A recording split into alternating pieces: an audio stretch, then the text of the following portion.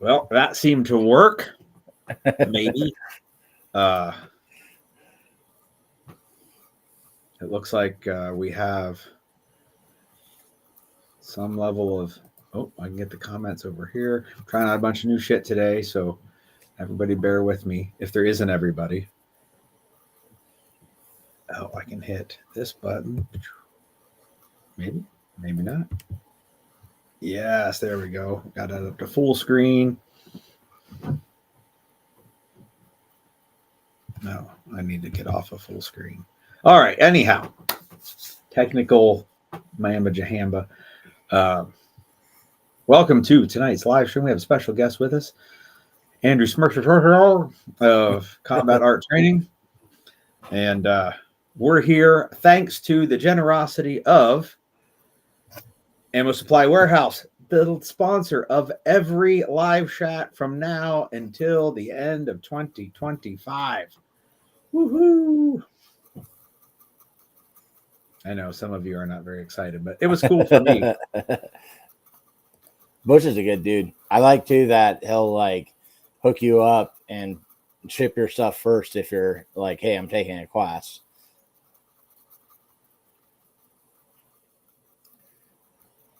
He's all right. And I like companies that take classes. Bro.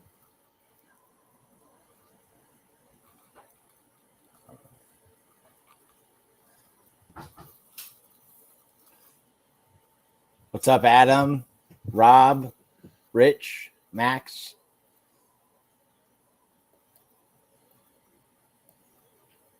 Aha, we're back. Okay. I had all kinds of freezing up issues.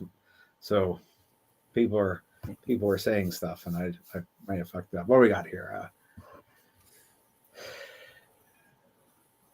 All right. Yeah. Adam, Robert, Richard, Max.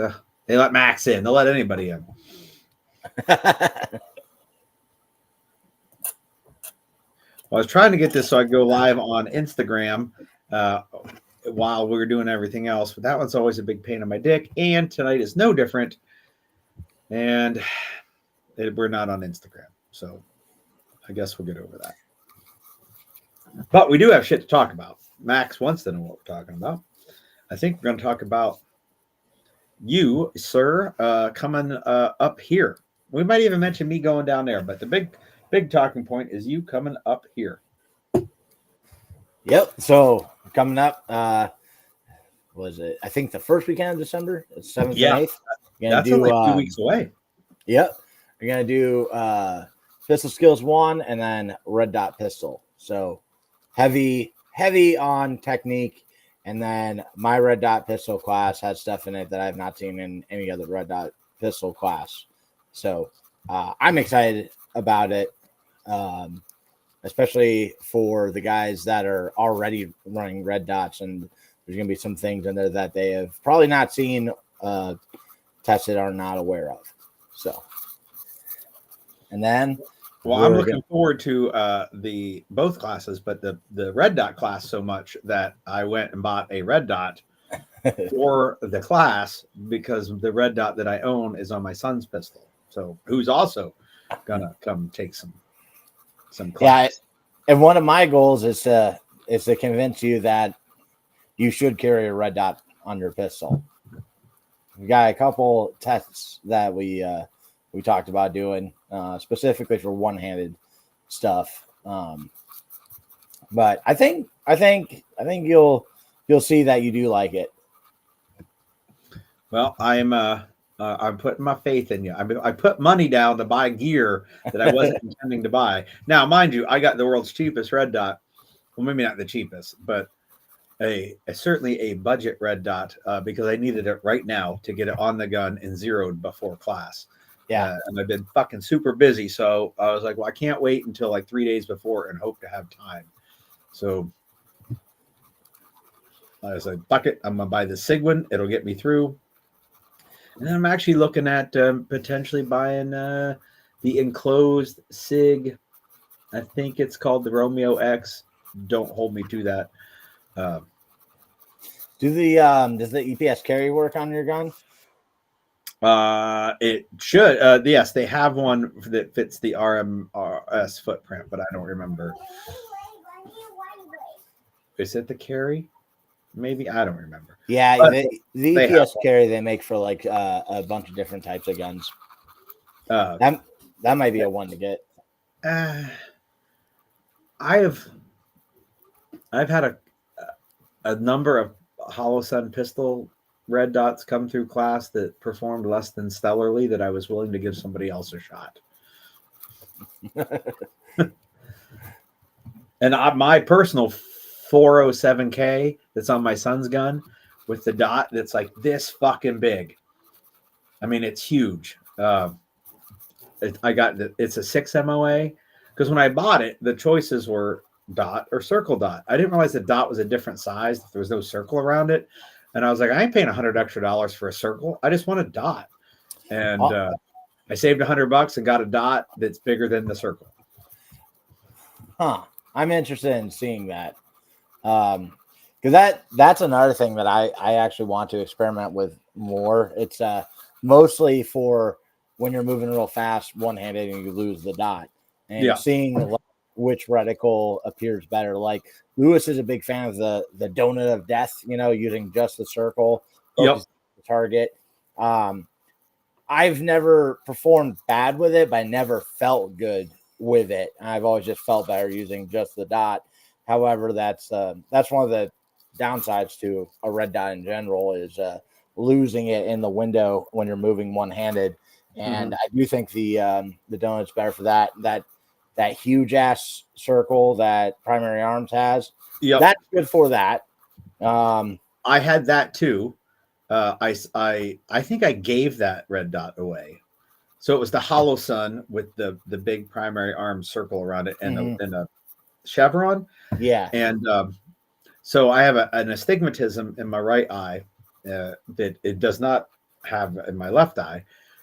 So I thought at first it was just my astigmatism, but then when I looked at it through my left eye, I was like, why does what should look like this look like the abbreviation for West Virginia?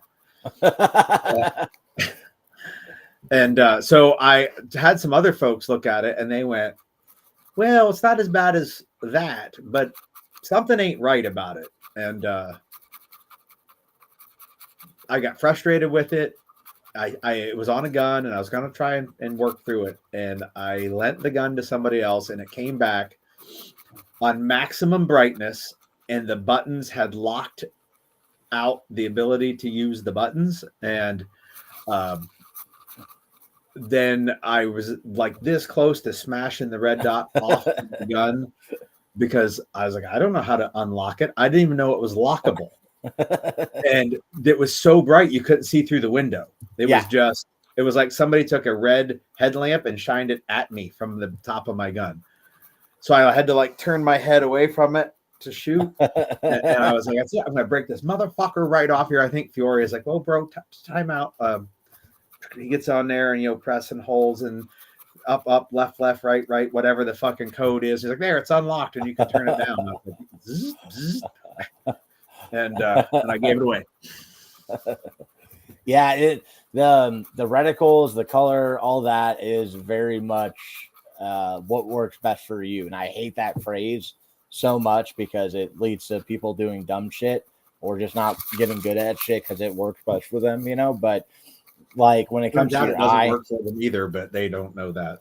Yeah, but like, yeah, one thing because you said it was so bright you couldn't even see through it.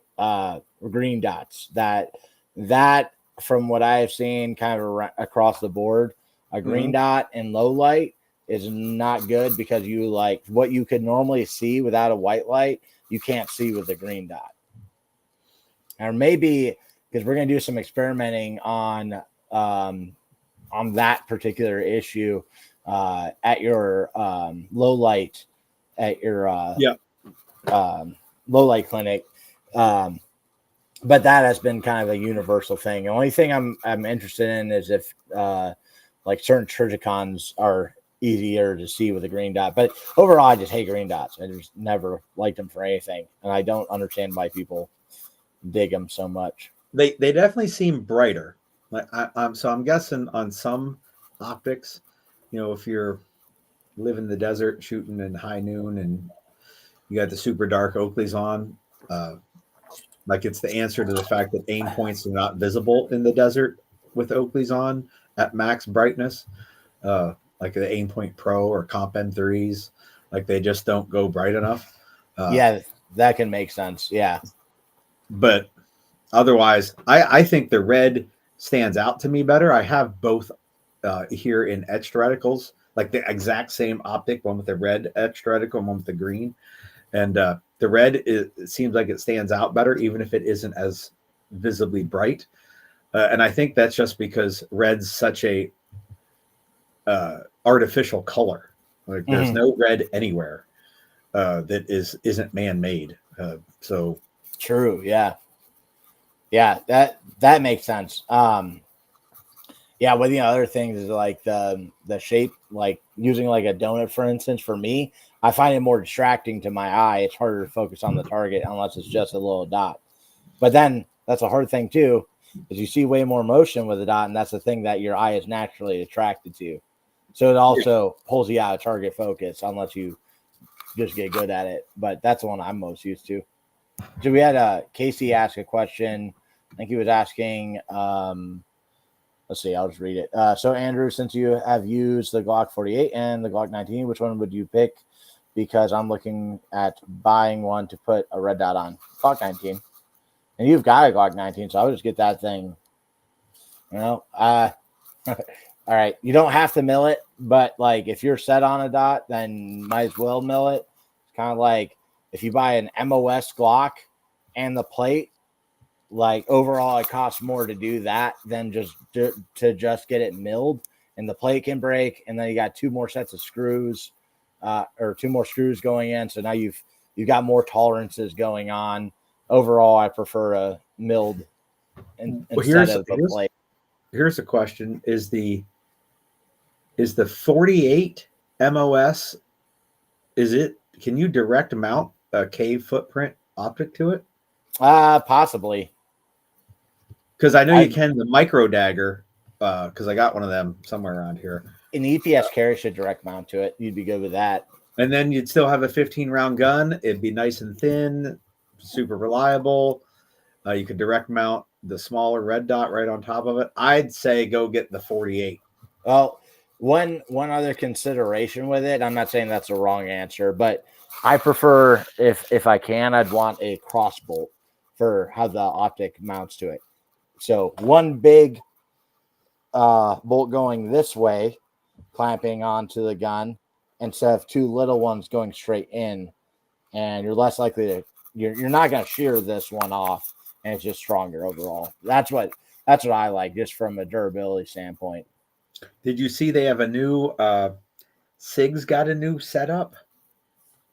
I think it's coming out for currently it's on the Fuse. I saw an email, but it's the same system that in like the M17, where the bolts come in from underneath the slide and go into the optic instead of through the optic and into the slide. No, I've not seen that. That sounds cool. Apparently it allows them to use bigger bodied bolts. Yeah, they're like socket caps instead of countersunk. And there was like an animation just showing like the slide coming off and turning over, and then the two bolts going through it up into the optic. Now the only thing is the only optic that fits on it's something that they make, because it's got threaded holes in the bottom instead of pass through holes all the way through the top. But it looked pretty interesting. I'm glad to see that. Like when Aim Point came out with the Acro setup, and now with SIG doing this, that people have decided to try and find better mounting systems. I don't know if either one is better.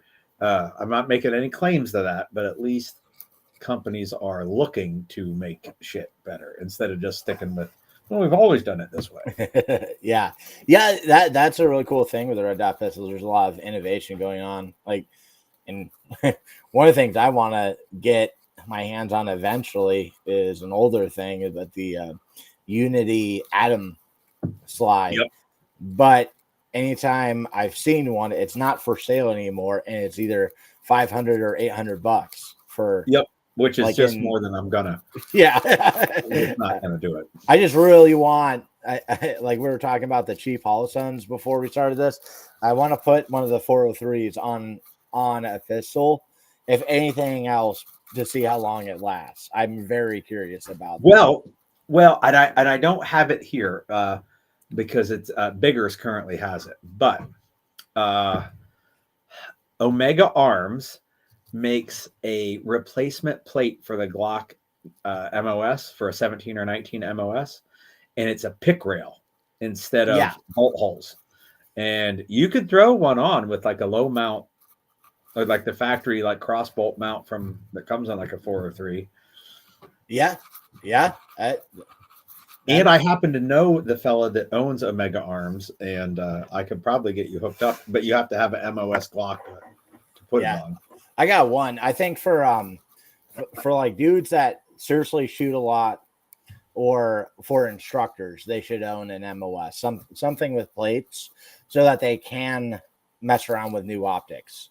You know, because like milled, you're married to it. It's fine if you just like are like, I'm set with this optic, and you might, you know, I recommend also having a training gun, because like I look at red dots on pistols as like it's gonna break eventually. Like you use it enough, you're going to. So like have one, make sure it's reliable, good setup, 0 to carry ammo, and just leave that gun loaded and don't fucking run the mileage up on it. Then take this other gun and destroy optics on top of that one. Yep, that makes sense. With the 403, that idea, I remember back when dudes were putting T1s on Glock 17s, and the failure rate on those was at a straight up 100% failure rate. and I was like, how the fuck is this possible? And they were like, oh yeah, they all fail with like double-digit training days under them. So like 20, 30 days of training, and the T1s broke. And I was like, I don't understand. They're like, maybe this will help you. This was their clue. Lefties, their guns were lasting 2 to 3 times as long, and like in the hundreds of training days before they would break. And I was like, I don't understand. And so with the T1, the fucking battery knobs on the right side, and for a righty, that meant when it was in the holster, it hit everything. Like that was the part sticking out of off the side of it. It was the furthest thing from their body on the right side. For a lefty, it was pinched in between their body and the gun, so it was being protected. And most of them were getting that fucking knob sheared off while it was in the holster, like doorways and seat belts and that kind of shit. Interesting. And I was like, I had never even fucking thought of that. I was just like, oh, a T1 will solve all your problems, right? No. And if you really wanted a low mount T1, you could get somebody, not anyone I know, to machine the pick rail right out of a fucking Glock slide. That might be a thing already. That would actually, yeah. I don't know if I really want to take it that far. I was definitely considering putting one of those like cheap dovetail pick rail mounts on airsoft guns, though, because right now I'm just doing epoxy. And epoxy and dovetail mount, which does work, but certainly the recoil of an airsoft gun is much less violent. Yeah.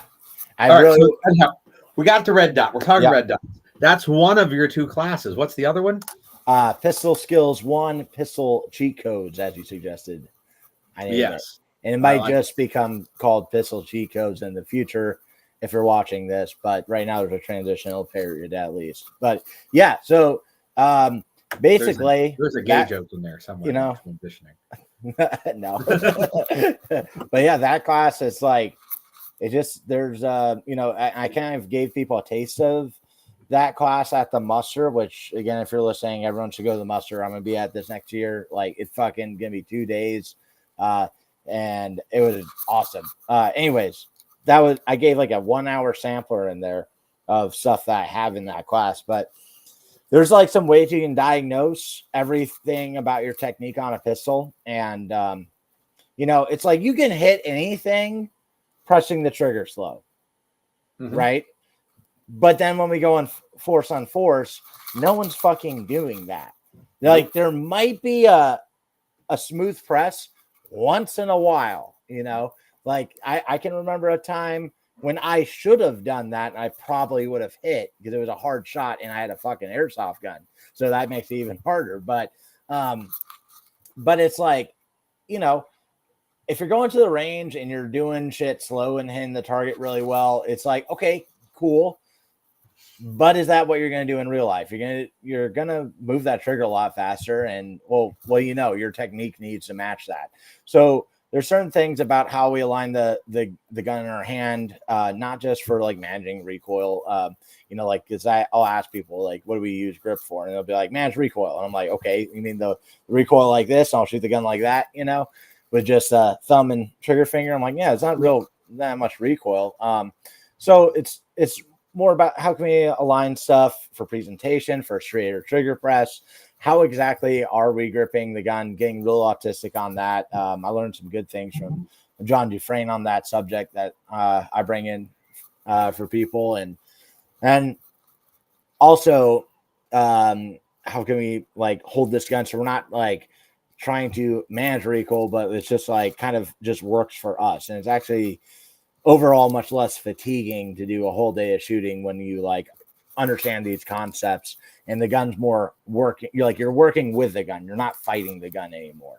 Cause that, you know, thinking about when I first started shooting and what I see from people, it's like, they're really struggling with it. And also I made this class as an augment to Carry Pistol 1, cause you know, that's a 2-day fighting class. And I talk like this much about how to shoot the gun in that class, you know, where it's more about the processes of, you know, like, what do I do for a reload and how do I clear malfunctions? How do I use cover? How do I shoot on the move? And, you know, and then we're doing tourniquet drills and 911 calls and shit in that class. So it's like, yes, but the hitting the target is super fucking important. And even though it's a small fraction, you know, it's not the most important thing. Like there's a lot of other really important things, but when you have that moment, you need to make it happen. And so basically that class is about learning how to work with the gun instead of against it, being able to diagnose technique. And it's a fun class because you're just, you know, learning how to shoot faster and more accurately. I like those classes, honestly. I think they're a blast.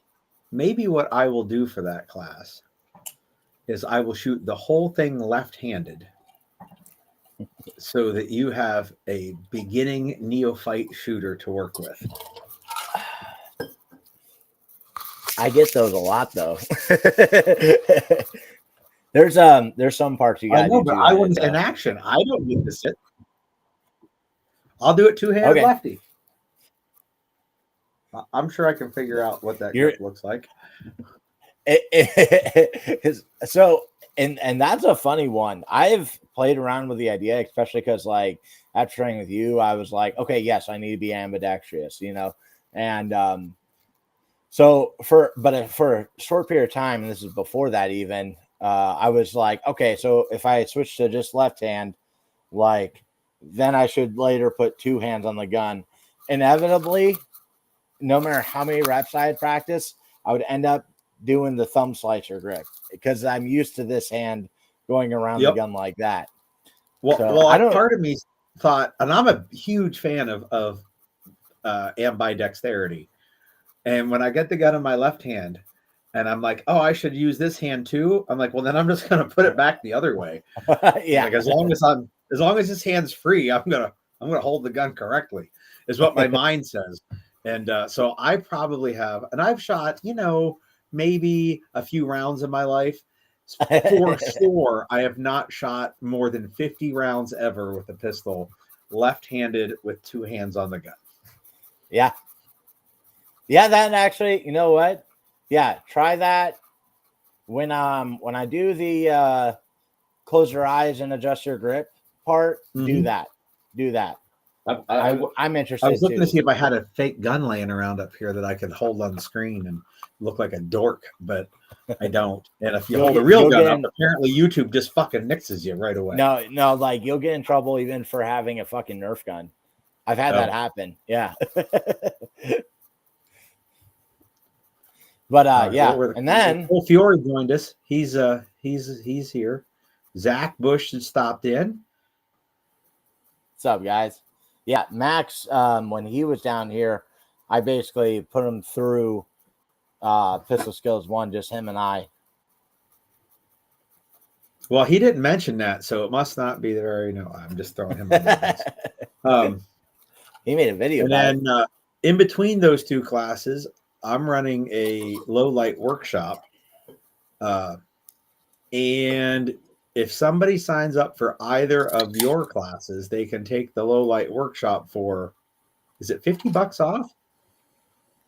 I don't remember how much it was. It's a good deal though.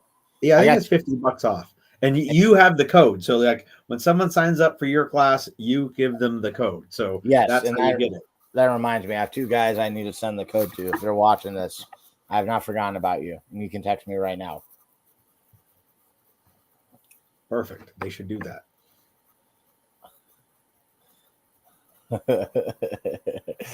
Max said, hey, it's Mike. Is that it's a joke? Mark Fox popped in and he's calling us nerds. So he says the green winter tags are better than the yellow winter tags.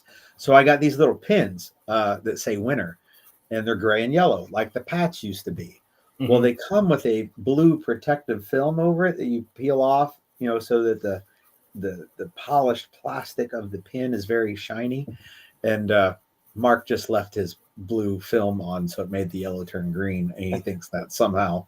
It's like those kids that buy the baseball cap and leave the tag on it and the sticker on the fucking bill that says MLB official product or what, like fucking, and their pants are down around their knees. And that might be another one. So you're not a real dad till you've lost your mind over the thermostat, lost your mind over a drawer not closing, and then gotten mad at people leaving stickers on their hats.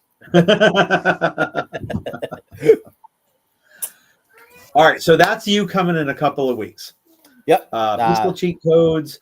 They can stay around for a low light workshop, and then red dot whiz bang pistol. Yeah. That red dot pistol. That's too tame of a name, so I'm going to call it red dot whiz bang mastery when I talk about it. But then, in addition, sometime then in February, I'm coming down to visit you, or March. It's March. Mm-hmm. And going to be there for like 2 weekends in a row. Yes. But fast forward to the spring. Make YouTube videos. That's what we hear. I have an update for the whole world on the making of the YouTube videos. So you're coming back up here in April. Mm-hmm. For it's actually going across the bottom of the screen as we speak. Yes. 19, 20, and 21 April. Going to celebrate the birth of Jesus. Wait, or was that the death of Jesus? I don't remember which one is in Easter. But that you'll be up here during Easter. And we've got 3 individual force on force classes happening. Yes. All right. So what are they? What's the first one? That would be on the 19th. All right. So first one, Proving Grounds pistol. So that is a force on force class where basically every kind of possible scenario of like you're both static, one person's moving, one person's static. You're both moving same direction, opposite and random, and one dude stacked behind cover, one dude's bounding cover. We try to create every scenario that could possibly be happening within the gunfight and let you fight it. And it's, originally the idea I had was a stress inoculation class. And it's funny too, because I was like, Gary, I got this great idea for a class. And you're like, yeah, we basically do that already. I was like, oh, why was it take us so long to meet? That I don't know. Yeah. Yeah, so similar to pistol diagnostics that you do. And Gary's going to be instructing with it too.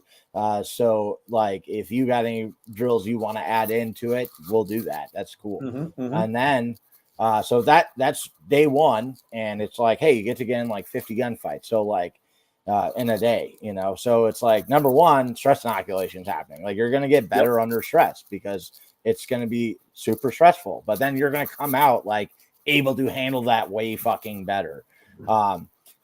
And you know, it's like even when we're doing the static, you know, draw one shot to the head, like guys miss on that because they get excited, even though it's a shot they can make any day of the week.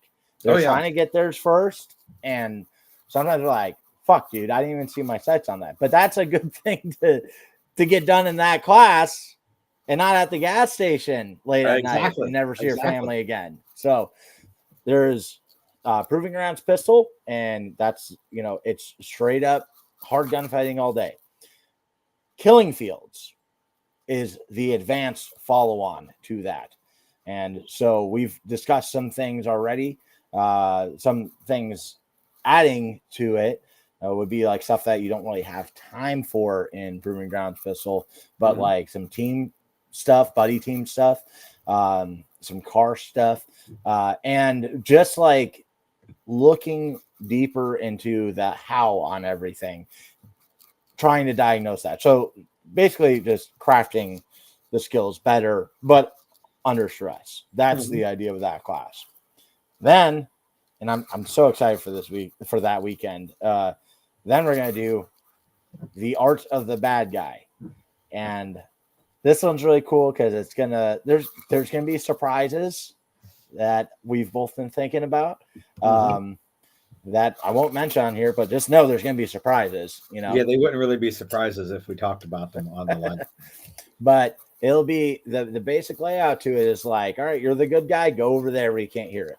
And then, all right, now that he can't see what's going on here, you are the bad guy. You need to do this thing. Okay, so all those different crimes that there are, you know, will simulate doing that. And you get to come up with a plan as a bad guy, and you get to execute the plan. And the good guy gets to react to that. The bystanders are still there too. So also, there's kind of an ongoing rule with all this that if a bystander gets hit, and this starts out in Proving Grounds pistol, but if a bystander gets hit, he's going to give you a burst. Like, there's going to be consequences to that. But again, that is a great lesson to get in force on force training instead of in the real world. So, since the art of the bad guy is, because you personally, without any guest appearance by me, already have Proving Grounds sorted out, Killing Fields sorted out. Art of the bad guy is kind of a new new thing to the you know, track number 3 on the album. And so since that one is more collaborative than the previous two, because I'm gonna help with the teachy side of all 3 days. But the third day, since there is less pre-made structure to it, one of the things I thought about adding was, by the third day, you should get some level of punishment for schwacking a good guy that's worse than the other 2 days. So what I'm thinking about is, if a drill is finished and there are good guys or unknown guys, we should say, outside the interaction that have gotten hit, you can plank until they relieve you from the plank by giving you a burst. Oh, God. I don't know. I want people to sign up. Oh, yeah. I mean, that was just the thing I was thinking of. Or not. I said there would be surprises. God damn it. Well, the thing with it too, though, is like when I ran Proving Grounds at Tactical Response, there's only one time a bystander got hit. So it's like, and that's with like 1,000 rounds fired. Yeah. So that's pretty damn good. Well, you had a competent set of students. Yeah. Because I have seen a lot of innocent bystanders get hit in gunfight diagnostics. Of course, they might have been lying about it and just said that so that they could make someone feel like shit. Well, it's like when we do gunfight club here, I'll do drills on steel, like especially for like warm up stuff, or like I'm like, okay, this person's never done this sort of thing before, so we'll just take it a little bit easier in the beginning. But I've caught ricochets that I thought shot me.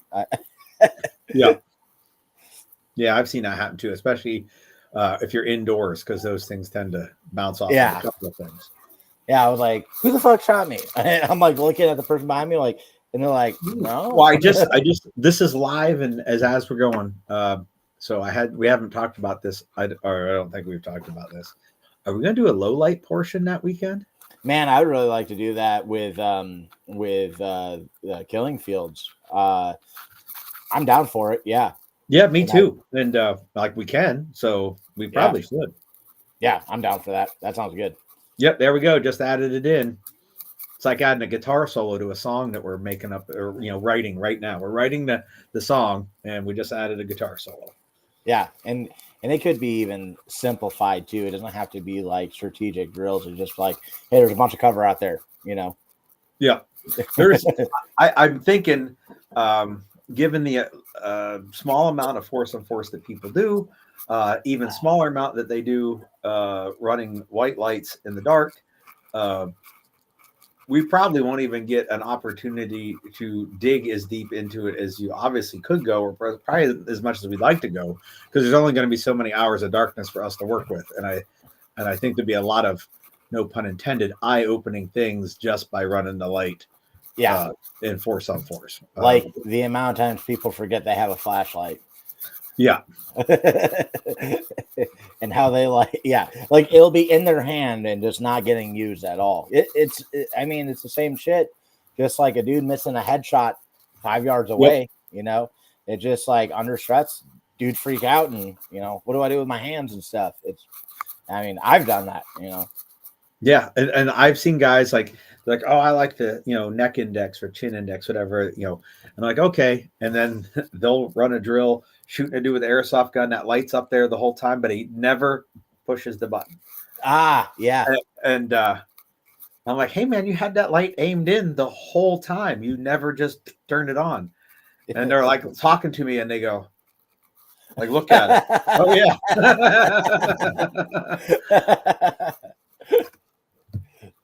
Like, yeah, maybe you were thinking about something else other than that light.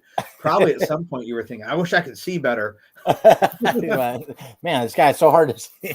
Yeah, I needed to put night sights on my force on force guns. Like my brother and I were just like a little bit earlier outside shooting each other, and we were both like, yeah, it's like a lot of the time right now it's just kind of put the block over there and hopefully something's hidden, because we're not using white lights right now.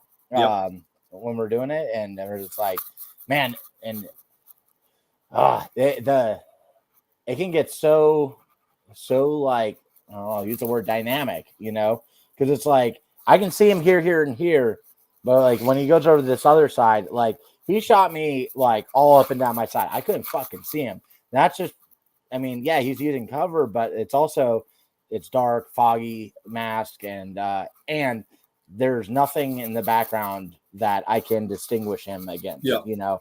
So it's like, well, that is one advantage that the wonderful folks at XS Sights, like literally a week ago, hooked me up, hooked up Tremis Dynamics. We now have 10 airsoft guns that all have excess sights of some flavor on them. Actually, we have 9. The 10th one it shipped out today because when I was gathering up piles of free sights, I miscounted how many I had and how many guns needed them. So I ended up one short, but I talked to them on the phone today, and the last one's coming. That one's not a night sight. I actually had to argue my case here. They make a all black rear, fiber optic front. Like they just started doing that, and they only do it for Glocks, which worked out fine for me.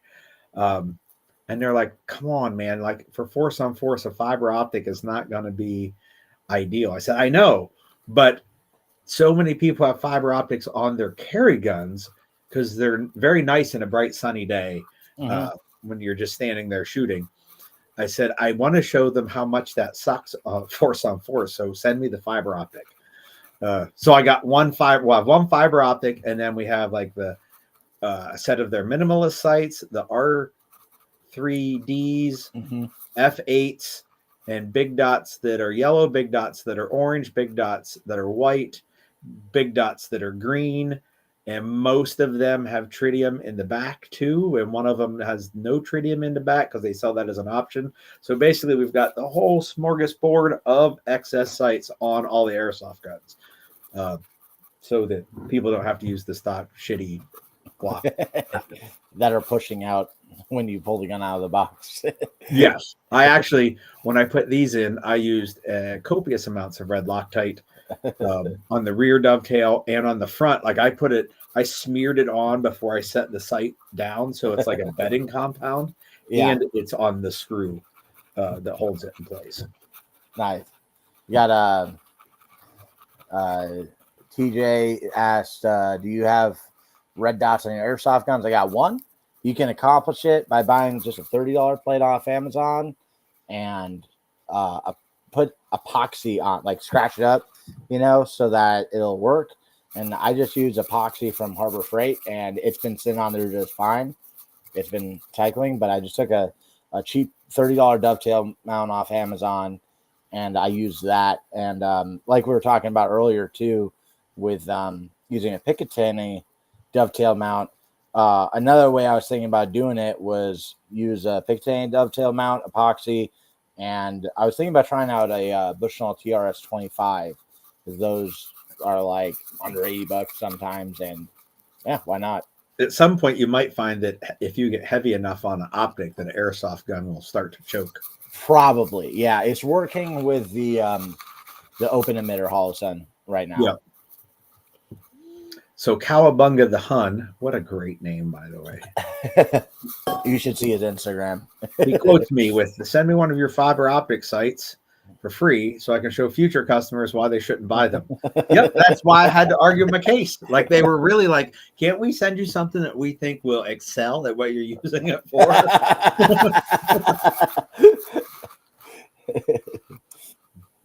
And I was like, yeah, we could. But instead, we're going with the fiber optic. The good news is if really it gets enough poor reviews that you can't see a fiber optic, it's the same rear from their minimalist set, so I can just get a new front for it and swap it back out at a future date. Yeah. Now with talking about airsoft gear too, for the guys that are really serious about it, like I've burned through almost a full bottle of BBs this week. It's like every morning I just get up, work out, and then practice shooting on the move. And I've been trying to get much better at left-handed, specifically. So if you invest in a Toki Marui MWS, the gas M4, and then just put a red dot on it, like it will be worth it. And there's a couple parts you want to change on the inside after you get, so you can run it with green gas instead of the really light gas that the Japanese use. But like I've been shooting the fuck out of mine, and I'm seeing really good benefits. The only downside, I need to shoot more paper because it's like the BB takes a little while to hit the steel, and so I find myself waiting on hearing a ping before I shoot again. So I need to do more on paper so I don't worry about that. but like I've been seeing it paying off like a lot. So I think, man, and the other thing, it makes dry practice fun because now it's actually doing something. Yep. And the recoil's not like bad, but like the gun shakes and moves enough that it does actually do a good simulation, in my opinion. Well, I think the recoil on an AR, on a real AR, is so minimal. Yeah. That because you don't ever like lose the target through the optic, which isn't necessarily the case with a pistol, because a pistol, like when it comes back, the barrel has to tilt upwards. Like there is a distinct, the gun doesn't function if you put it in a vise, like it wouldn't cycle. Yeah. It has to have some upward mobility. I think it's worse, more of a training scar, for lack of a better term, with a pistol, because an airsoft pistol recoils so little you don't ever lose a sight picture during recoil, which you do with a real gun. But with a rifle, you don't normally lose the target during recoil with AR. So the fact that the AR, like, it doesn't, if it didn't kick at all, I wouldn't care. Yeah. But yeah, it actually, man, it's like, it's weird because it's like the impulse doesn't feel the same, but it shakes around enough for it to feel the same. It's weird, but yeah, I honestly, like, it kind of hurt when I bought it. I'm like, am I really dropping $1,000 into this? Because I also bought like I put BCM furniture on it and a fake Unity mount, which I think is a must-have for a airsoft rifle, because you can, like, my brother and I were shooting each other the other day, and I can still see my optic when I'm using it with a mask. But yeah, like, it kind of hurt, because I put probably like $1,000 into it. But the fact that I've shot 2,000 BBs in my yard, I didn't have to go to the range, and I'm able to $600 in ammo.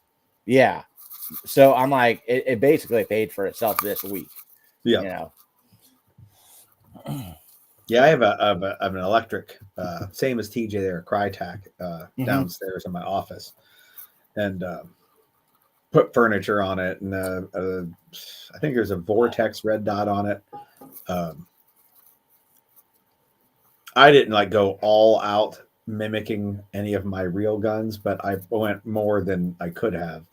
The only thing I didn't change out, it was the stock, because it's an electric gun, so it's got to have a battery somewhere, and it's in the stock. So the stock's got to have like the fat fucking like cheek weld, like the old B5 fucking SOP mod stocks, so that there's room for the rechargeable lithium ion polymer batteries to go in there. It's all right. I don't use it much. Probably because the battery's dead every time I want to use it, and I can't shoot it in my yard, so I can't just grab it and go. Yeah. So I still got to go somewhere. I have the joy of living in the swamp like you. Hey, Sonny just checked in. What's up, Sonny?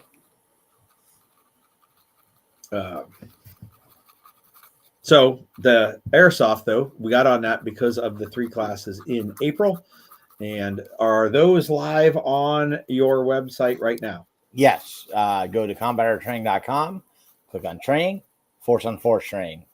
And perfect. You have to add all 3 to the cart individually right now. I think I'll put up all 3 as one, also an option later. But yeah, they're live right now, and they'll be live on your site eventually too. Probably sometime tomorrow. Yeah. I'm really excited about Art of the Bad Guy, especially because it's like, when you do scenario classes, it's like one of the things with it is it's like the bad guy's not trying to go as hard as they can, right? And also they're scripted on what they're supposed to do. So it's really, and those classes are important because they're decision-making classes more than anything, in my opinion. But it's also that, okay, once you've gone through the decision-making process, like, they're not trying to go as hard as they can at you. They understand what you're going through right now. They've been there. They're just trying to push you to make the correct decisions. And, So getting a chance in all 3 days to fight someone going as hard as they can, but especially in this now, because every time you're a good guy, you are coming into a scenario. Every time you're the bad guy, you're in a scenario, and you might just get drawn into a scenario as a bystander too. You know, one of the things with it too is if you think about it, if it was a violent attack, it's probably going to be an ambush, right? Mhm. You're probably not going to get that many clues that it's coming. I just finished both of Varg Freeborn's books, and they're really good. Violence of Mind. I think you're supposed to read that one first. It's really good. And then my favorite was Beyond OODA Loop. And I'm going to say that's recommended reading for specifically Art of the Bad Guy. But that was written by a dude who grew up in a criminal family. Like he grew up with criminal activity, went to a prison, and then he got into the training world. And now I don't know. Cool. I don't think he's doing that much training anymore. I'm gonna try to get in contact with him and see if I can set something up. But Yeah, because he's in your neck of the woods. yeah, he's over there. Like he's not far from me at all. Like even I was listening to a podcast he did, and he was talking about, you know, like dealing with homeless guys in St. Augustine and shit. I'm like, yeah, like that's literally where I've been and dealt with homeless guys. Nice. All right, so that's what we got happening up here. We did mention I'm coming down there. We're going to do the master class the first weekend of March, and then a shooting and moving workshop on the second Saturday. And I got a private thing that Sunday with some other fine folks. But in between, there's a couple of days, and our plan is to film some content. I think now would probably be a fine time for people to start letting us know what kind of content we should work on during those days that we have. Yes. Because we could do like a 3-hour video on how to clear an inline stovepipe in a Canic. Or we could do something way cooler.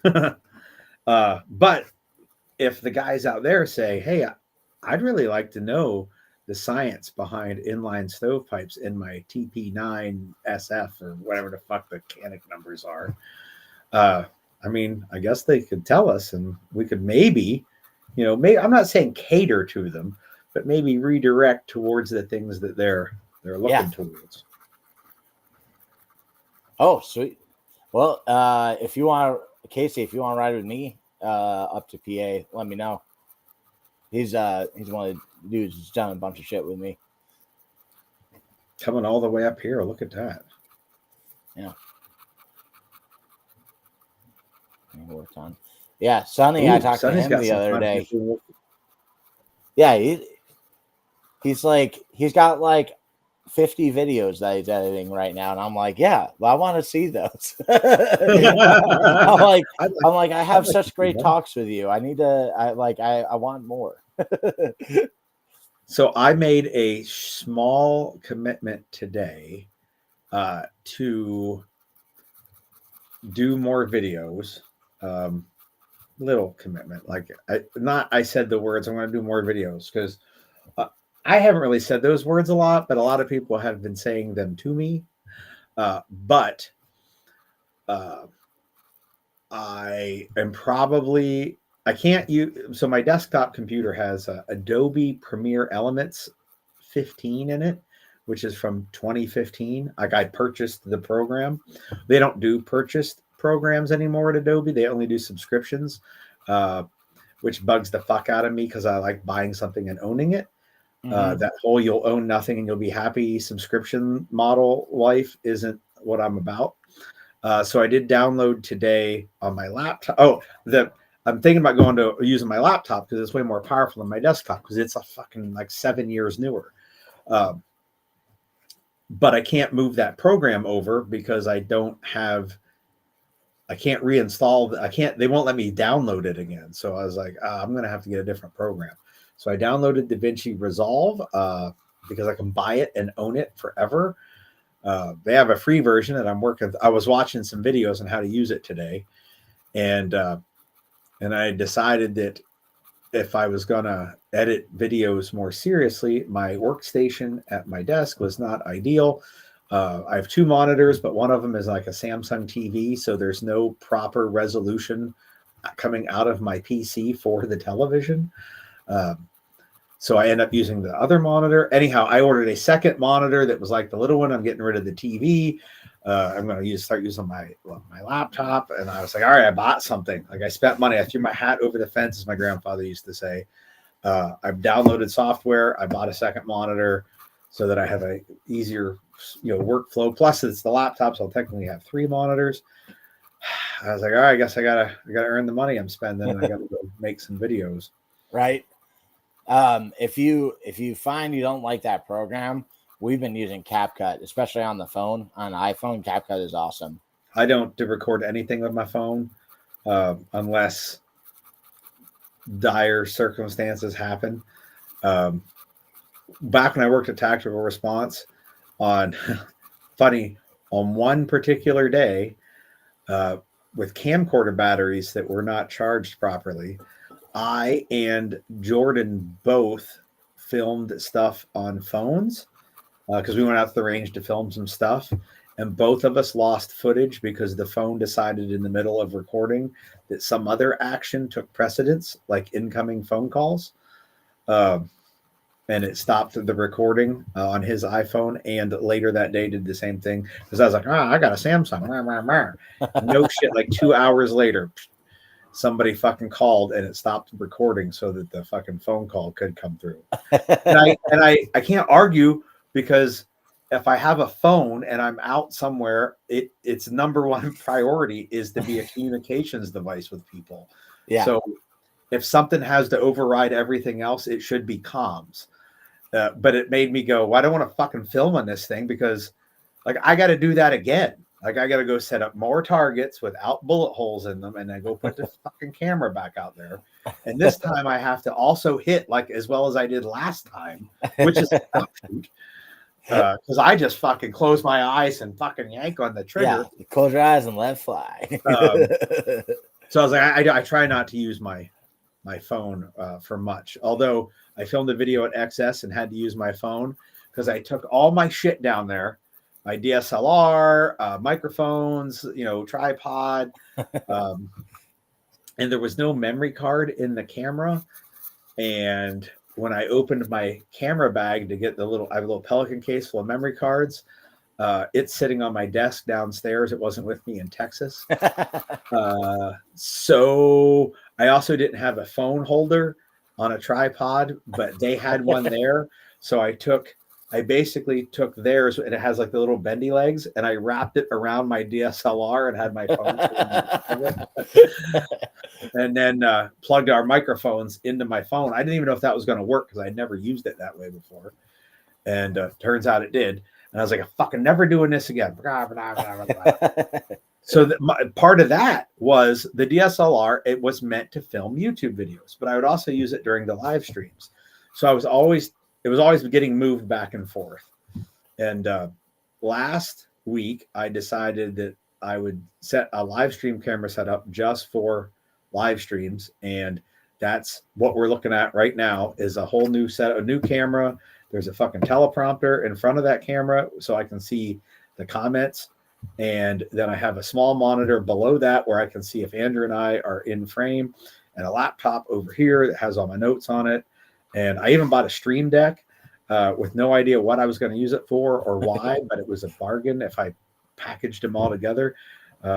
So far I have one button programmed in that to mute my mic, because that was me trying to figure out how to program buttons. But I went through all this live stream bullshit so that I could dedicate the camera that I used to use for live streaming just for going to film videos. So it's awesome. Like it's set up and ready to go film things instead of me having to tear down a live stream tomorrow and then go pack all of it up to go to the range. That's awesome. Yeah, that's really throwing your hat over the fence. Yeah, I've spent money in the last week on 2 different setups. So well, that, you also changed your setup, so now you have it easier to do, and now it's like now you got to really, really justify it. yeah, like I spent cash. I have to make it worthwhile, and I don't have the excuse of I got to tear all that shit down. I Yeah. took a picture of it and sent it to Andrew. I'll see if I can't bring it back up on screen for the people watching. So this maybe that is what my current live stream setup looks like. So yes, that is a whole plethora of monitors in front of me. Now, how do I turn that off? There we go. And that top monitor, there's a camera behind it. So I'm actually looking at the chat right now where RJ said I was fancy. Real quick, Sonny said he's got a video dropping tomorrow, so everyone watch that. And then there's a question from Chris. What are your thoughts on Colt AR-15s in 2024? Thanks. Keep up the good work. Thank you. I think you'll probably be fine. You'd probably have to clean it more than more expensive guns, but Gary has taken a lot of data on guns he's seen, so I'm interested in what you have to say about that. So I have a system set up. I have an approved list of pistols and an approved list of rifles. And to get on the approved list, you have to have 10 unique samples, make it through a 2-day / 1,000 round class with no malfunctions at all, unless it was us teaching malfunctions where we would set them up on purpose. And I pretty much pulled that from my regular 2-day curriculum and put it in a separate workshop. So that doesn't happen much nowadays, but it used to quite a bit. So anyhow, with the rifles, there have been six manufacturers get on the list, and one of them got kicked back off the list. Because the deal is with the 10 unique samples, if you have one that has malfunctions, I need an additional 10 samples to negate the one that had problems. So if you have one with problems, I'll essentially need 20 rifles. If you have 5 with problems, I'm going to need 60 rifles. So anyhow, my point with all of that is currently there are 5 approved rifles on that list. Direct impingement ARs, there are 5. The brands are Midwest Industries, Sons of Liberty Gunworks, Lewis Machine and Tool, BCM, and Colt. So I would buy a Colt with no qualms whatsoever. I know they don't have a current contract with the military, so they're not required to follow the TDP. And they're without a contract, they're not even supposed to be in possession of the written technical data package for the M4, but they've been building them for 1,000 years, so they don't need to see it written down to know what all the tolerances and specs are. So I feel confident still in buying a Colt as I would any of those other 4 companies. And then when people say, well, what about this other company? I'm not saying that they didn't make it. A lot of times it's because I just haven't seen the correct numbers. So when somebody says, what about my Sun Devil ARs? I'm like, man, I've only ever seen Sun Devil parts. I didn't know if they make a complete AR. Yeah, my only nitpicky thing was like with like a standard mil-spec gun, I've broken a buffer tube and I've broken charging handles. So I just make sure the buffer tube and the charging handle are made of 70-75. And that's my only thing. I'd be like, yeah, change those. But even that, it's like, are you really gonna break it? I don't know. But like, if you overbend the cartridge demonstrating mortaring a rifle and why, you might fucking break it. That's how I did it. Yeah. I have bent some charging handles. I've seen some buffer tubes bent. They don't work when they get a bend in them. Yeah. I am a huge fan at this point of the A5 buffer system. I won't own a new rifle. I won't get a new rifle without one for my own personal use. and some of my older ones are slowly getting swapped over. It's not a priority for me, but if I got spare funds floating around, and rather than buying a 19th fucking Sig 365, I'll upgrade a couple rifles to make them a little more reliable. And that's my biggest thing about the A5 buffer system is it does make most guns more reliable by running it. So the fact that it also shoots nicer is just a bonus. See, that's a thing you should do a video on too. Because I looked into videos on the A5 and there isn't good videos on it. Fuck. Andrew. So you just have to explain all the stuff you said right there in another video. Yeah. And what works out well is I have two SBRs that are almost identical. Same furniture, same optics, both got a can on the end. The only difference is the laser illuminators and the buffer system. So like I have two pretty distinctly same guns, one with the carbine buffer, one with the A5, and I could probably use that in my demonstration. Like it's like all the pieces have fallen together for me to talk about it. Yeah. And now your camera's in the bag ready to go with the SD card somewhere else. Well, the SD card's in it now. I have fixed that up. So, who up here? Let me go over to somebody. Is that your friend Casey? Yep. Pure Ballistics.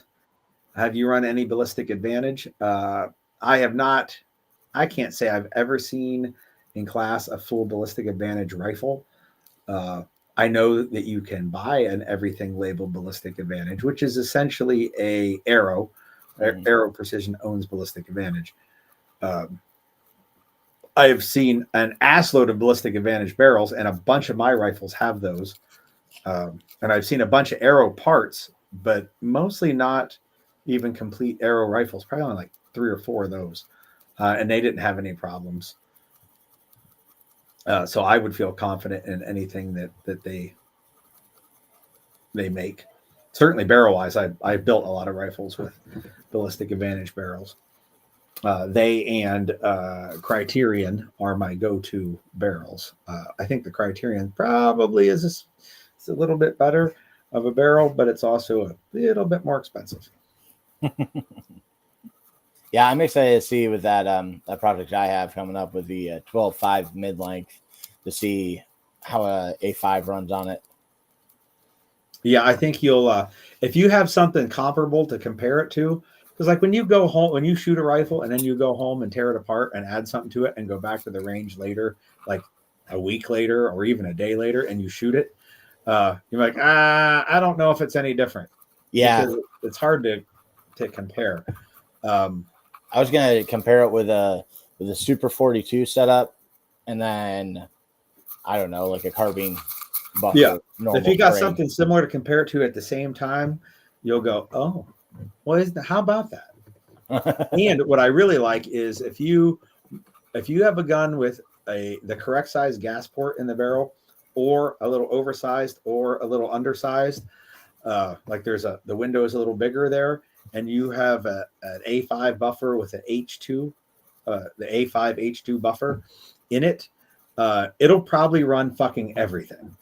Like it opens, the A5 opens the window for reliability on the gas port sides of the barrel. So as that erodes and gets bigger, you'll still have a functioning gun longer into its lifespan, which I think is like the prime reason it makes the gun run more reliably. Also, when you shoot it, it's like shooting, it feels more close to, like if you take a 16-inch AR with a carbine gas system and a carbine buffer and shoot that, and then shoot one with the carbine gas system and A5, you'll think it's like shooting a 20-inch gun with the rifle, with a rifle, everything. It'll remind you more of that than it will carbine. Now, okay, real quick, there's 2 questions. I think that's RJ, right? Robert. Yes. News. Okay. He asked, what's the longest shot we'll have on Sunday? And then Volter A5, right? Yes. Veltor, however you pronounce it. They're the ones that came up with that. And what's cool is everyone says, oh, the buffer tubes are out of stock. I hear that a lot. I can't find a tube. So the tube is not Veltor. I still don't know how to pronounce it. Veltor. They did not create the buffer tube. It's a 308 buffer tube. So any AR-10 buffer tube is the A5 buffer tube. And it uses a rifle length spring. So they didn't invent that either. The only thing that they came up with was the science of the size and weight of the buffer itself. Yeah, it's it and I wasn't that into like that type of stuff going on in the gun at first, but since I adopted your shooting on the move technique with the rifle, now I'm very interested in, smoothing out the recoil would be nice if it does that, but I'm also very interested in just getting a gun that balances super well. Yeah. Because it just makes it all around easier. My airsoft gun is fucking heavy on purpose too, to make it harder, but like, that's one thing I see with like that rifle that I took through your class with the pencil barrel, is I'm like, dude, it's so much easier with this gun just because it's light as fuck, and it's not doing that number as I move as much. Yeah. Like I want I say before we go too far, to answer his question, 50 yards. Oh yeah. And then Tom Holybee is in here. I want him to take your rifle classes. He doesn't even really like rifles, but I think you could change his perspective on that. Maybe. Yeah, because I didn't know he didn't like rifles, and the reason I say that is because when he blew up all over the internet, he was holding a rifle. No, he doesn't not like him. He's just like, I can move way better with a pistol, because he's trained a lot with Sonny. So yeah. So they're very similar like that. What the fuck was I going to say? I don't know. But yeah. That getting a balanced gun is like kind of a thing that I'm looking at doing with that 12 and a half inch gun. Oh yeah. That's what I was going to say. So I use cover, right? Mm-hmm. That our favorite phrase. One thing it'd be really cool to do a video on would be just like take an old house and just shoot the fuck out of it and just show everything that bullets penetrate. Reed Hendricks did this a long time ago. I remember him doing that video. Yeah, but he didn't shoot it that much. But the kind of the point around this, where I'm going with it, is I feel like use of cover is kind of overemphasized in a way. Okay. Now, I'm not saying don't use cover, of course, but number one, it's like, how long do you even have cover? Because as soon as the guy moves, and he changes his position on you, now you have to work it a different way anyways. Yep. But also, what the fuck out there is actually good cover that's around you constantly? I'm going to give you a little window into something we're going to do at the muster, and hopefully we're going to film it. I just don't know. I've already put the block in. I just don't want to teach it myself. So I'm trying to find some other sucker to run it for me. And I'm kind of busy that weekend. So regardless, we're doing 90-minute blocks this year. And one of the blocks is going to have a laboratory where we're going to shoot different parts. We're going to recreate and then shoot different parts of homes. Okay, cool. So we're going to make like an interior wall, and two sets of drywall with 2x4 studs in between them.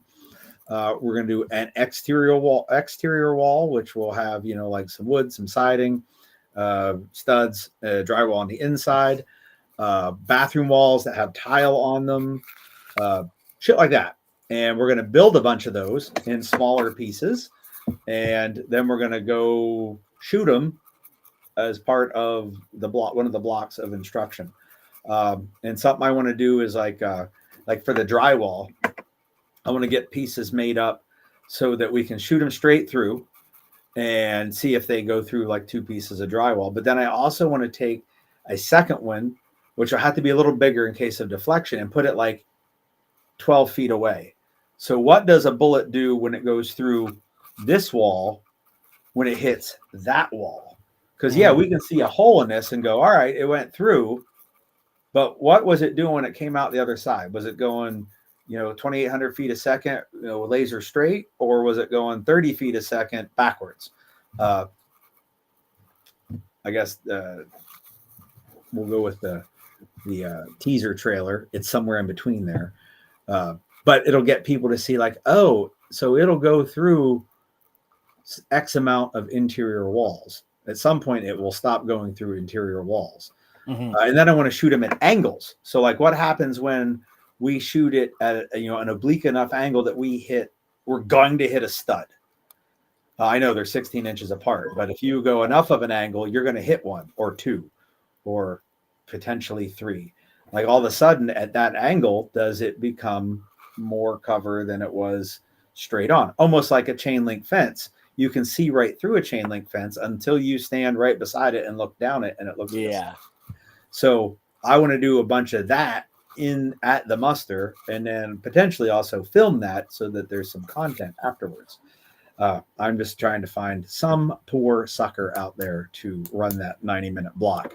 Casey, Pure Ballistics is literally a YouTube channel that he started to do that type of stuff. Oh, he just started awesome. it. Yeah. And I don't have to film it. I just have to do it at the muster. All right. So Casey, you're doing that. Make plans for the muster.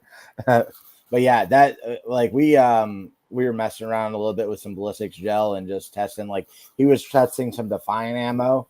And then I happened to have my musket with me, right? So 20-inch barrel M16, we called it a musket in the Marine Corps. And I'm surprised you have a real musket or that, but but yeah, shot that, and I was like, God damn! Like, it is funny how every time I pick up that gun, the only thing now I don't like about it, because I'm so spoiled with a cachet gun, that it's just a little bit heavier. That's the only thing I don't like about it. But like the recoil is fucking nothing, and the ballistics are pretty damn good.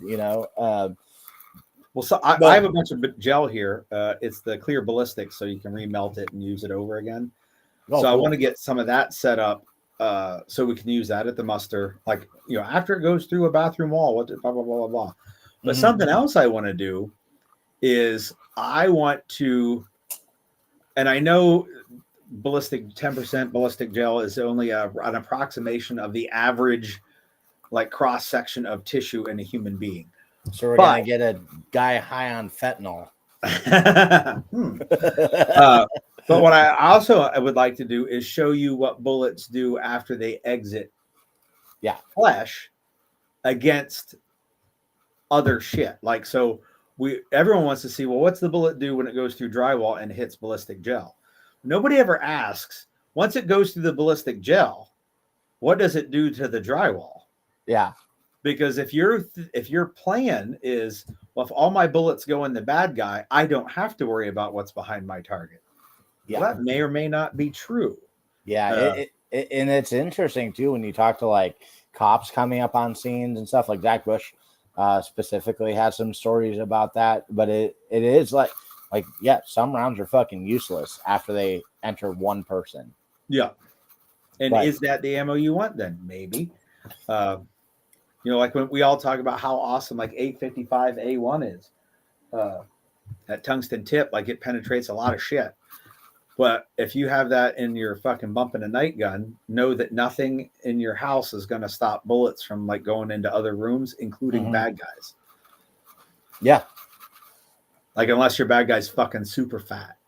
But if like he leaves his mom's basement after watching like, Twitch videos all night and then breaks into your house and he's having like an asthma attack. Maybe that dude will stop 855 A1. Like the guy with the neck beard. Yeah, what I was kind of thinking with the like what even is real good cover is like there is some shit that's really good cover around you, you know, but it's very like sparse, and a lot of times too, a lot of that stuff is really low to the ground. So it's like the lower you get, the less mobility you have, which really, really makes you easy to kill. You see in force on force, like Yep.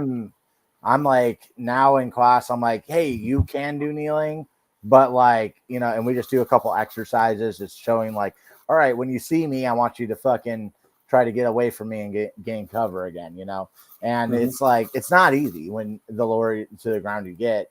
You want to stay on 2 feet as much as possible. But the other thing is that it's like, dude, there's such a low emphasis on movement. And I've heard in class, like, shooting on the move doesn't make you harder to shoot. And I'm like that's not correct. You know, it's a moving target.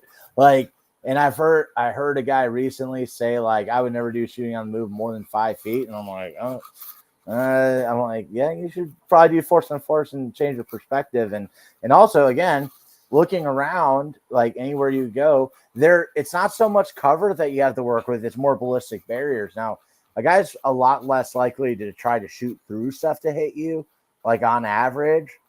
Yeah. But at the same time, it's just not a good thing to count on. And again, kind of like, and I guess it's good I wrote that thing on the fighting variables, and it's kind of watching force on force is helping me contextualize this a lot better. But it's like, it's more like ballistic barriers that you're working with and your position and trying to give his position a disadvantage.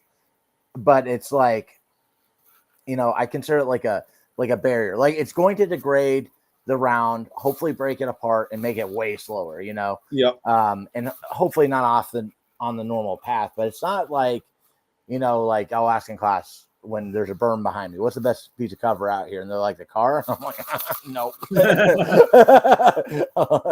Like, that's what I specifically want to do, is just shoot a fucking car with an AK, you know?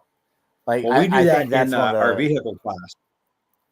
Yeah. We do at the end of day 2, we do a ballistic lab. We shoot through the glass early, but we shoot through the car at the very end of the second day, so that there isn't a bunch of sharp metal edges while we're getting in and out of it.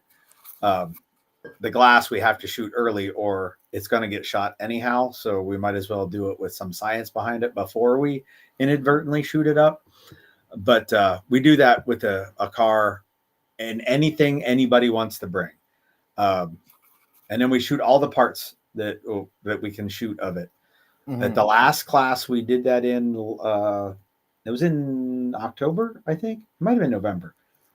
We're in November, so it must have been October. In October, we'd had a vehicle class, and Shinde brought a Barrett out, and we shot 50s through the vehicle, including one black tip AP round. And that Mercedes inline fucking 6-cylinder motor, the engine block, stopped every fucking 50 cal round we shot at it. Now, it didn't survive. Like, there was big chunks of fucking motor missing.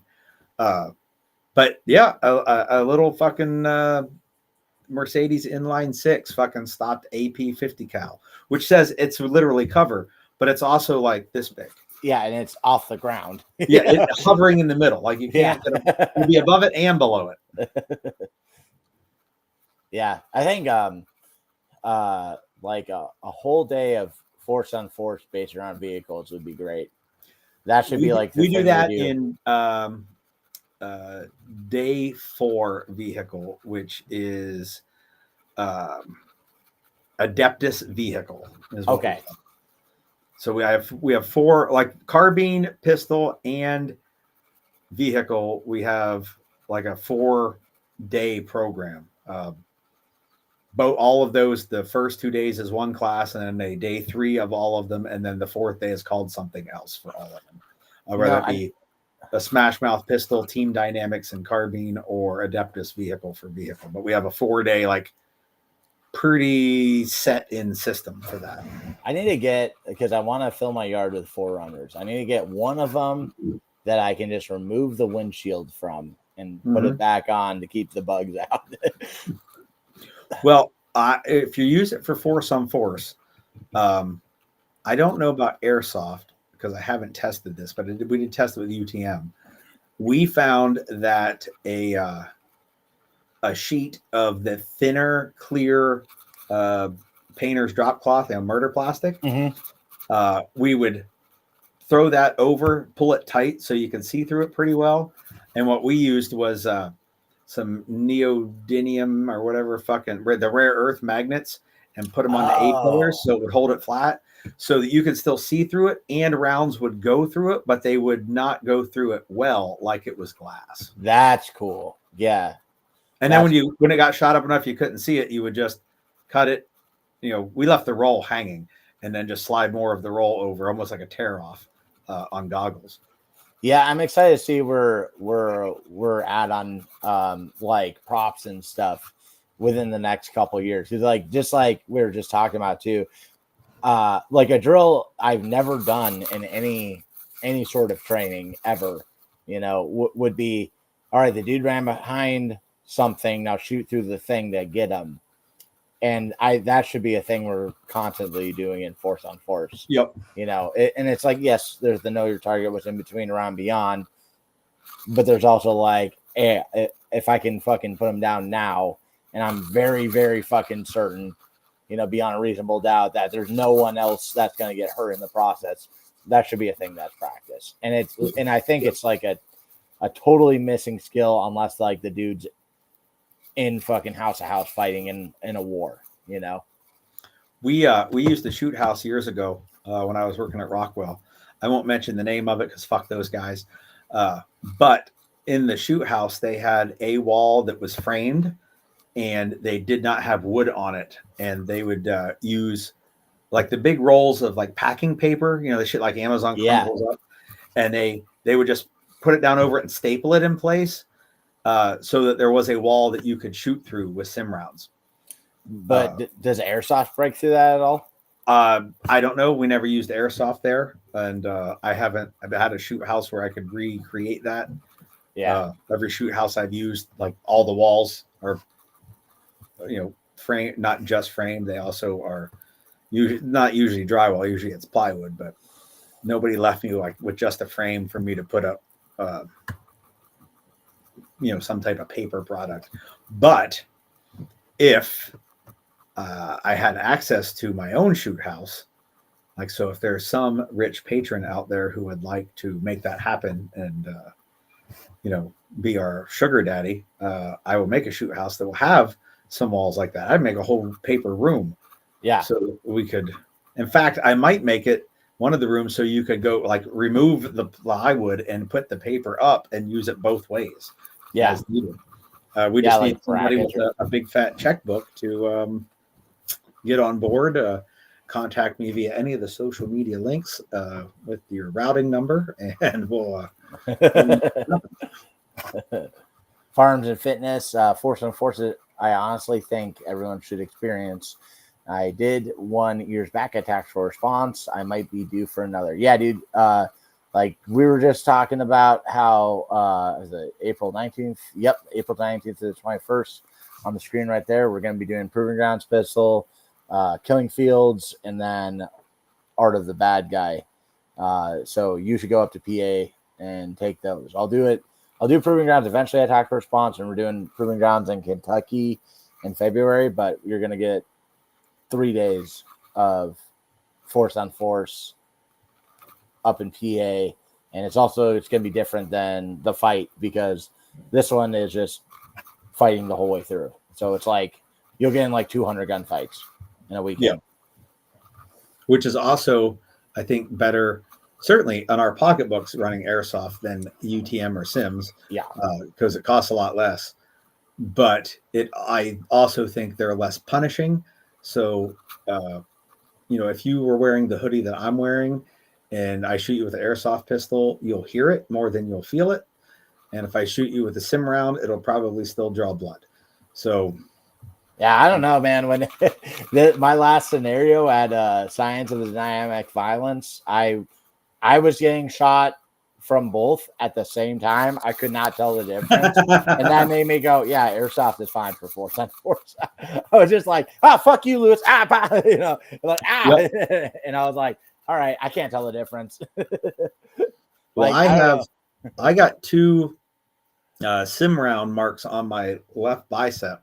Well, UTM rounds from that same weekend. They're still bright pink scars. Oh yeah. Yeah, like they broke skin and bled, and they're still like every time I take my shirt off, there's these 2 big fucking pink spots. I got one right there. Awesome. All right. Well, anything else we want to talk about before we crash out of here? We've been on here for an hour and a half. Get better at shooting on the move. Gary has classes on that. I have a class on that. No one ever wants to take it, surprisingly, even though it's like every time we do a shooting on the move drill in a class, people say that was their favorite part. I'm like, but where'd you see that? My thing. What's that? Who said that? Where is it? I don't see the. No. I said, just get better. I thought you were answering someone who asked about it. No. Just it looked like you were reading it, and I was like, hey, wait, what? Most cover is not real cover, and also as soon as the dude changes position, you don't have cover anymore, anyways.